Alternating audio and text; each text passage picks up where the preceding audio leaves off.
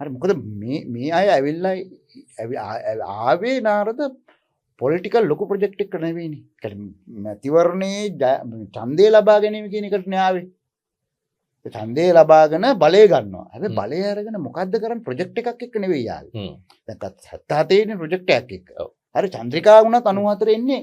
ඒ කියන්නේ ප්‍රොජෙක්ට් එකක් නේ এডুকেෂන් එකේ ගත්තොත් එහෙම මේ ප්‍රේමදාස උඩකමල ලොකු එෆර්ට් එකක් ගත්තා. ඒක හරියන්නේ නැති එක වෙනම කතාවක්. තාරාඩි මිල් එහෙම දාලානේ. තාරාඩි මිල් එහෙම දාලා යා බැලුවා උස්සා ටෙලිකොමියුනිකේෂන් ඒක සම්පූර්ණ සාර්ථකව කරා.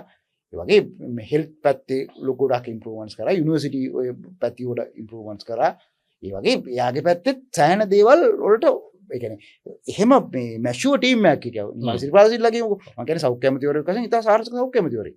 එයා මිනිස්සු දැම්මත් ලස්සාවට දැම්මත් කියන කතාව නෙවෙයි. නමුත් පරිපාලනයේ පැත්තෙන් ඔහු දැන් ඉන්න අයට සාපේක්ෂව. හරි අතීතයේ හිටපු අයත් එක්ක සංසන්දනය කරන්න එපා. එතකොට ඒ අයගේ ජීවිත ගත්තාම මේ මෙච්චර මේ අලුතෙන් දෙයක් කියන්න තිබුණේ නැහැ. සනායක ගමුක සනායක ගැන කියන්න දෙයක් තිබුණේ නැහැ. කියන ඒවා මිනිහත් පිළිගන්න එහෙම තමයි අපි ඒ කාලේ කියලා. මංගල ගත්තත් එහෙමයි. දැන් මේක වෙලා තියෙන්නේ මේ අය පෙනී ඉන්නේ බොහොම අර මේ ඊටාම සුද්ධවන්ත චරිත විදියටනේ. අපි කොහොමද ස්ප්ලිට් එක පිළිගන්නේ නැහැ.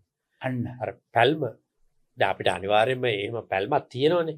මෙතන වැදගත් ඩයලොග් එක තමයි මේ පැල්ම තියෙන්නේ හොදට නරකට නෙවෙයි. ඒක නිසා තමයි කොමියුනිකේට් කරන්නේ. අපි ආයෙ කතා කරන්නේ. නැත්තම් නිශ්ශබ්ද වෙනවා. එතකොට මේගොල්ලෝ කරන්නේ අර දෙවෙනි එක නෑ කියන බව පෙන්නනවා. එහෙම එකක් නෑ. මට පසුබිමක් නෑ. ඔයා කොහෙන්ද ආවේ? මං කොහෙන්ද ආවේ කියලා ඔයාට වැඩක් නෑනේ. අන්න එහෙම ඩයලොග් එකට ගියාම වෙන්නේ තව අපිට කුතුහල එනවා. ආශාවක් එනවා. හොයන්න මොකද්ද මේ?